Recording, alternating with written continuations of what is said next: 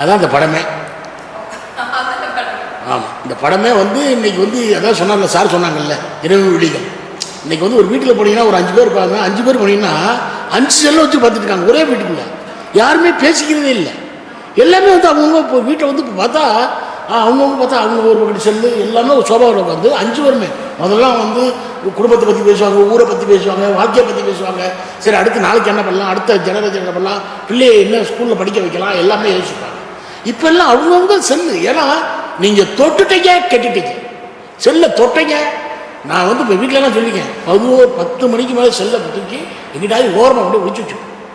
ஏன்னா அது தொட்டாது அப்படியே அது பிடிச்சோம்னா அப்படியே இழுத்து ரொம்ப முன்னே இருக்கும். அதுக்கு அந்த நீ என்ன தட்டுறீங்களோ எல்லாமே வரும். அதனால அது அந்த முதல் வினையே அதில் தான் இருக்குது.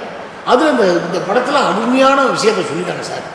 நல்லா இரவு விழிகள்னு இந்த செல்ஃபோன்னால இன்றைய காலகட்டத்தில் ஒரு மக்களுக்கு என்ன தேவையோ, என்ன விழிப்புணர்ச்சி தேவையோ எல்லாமே இந்த படத்தில்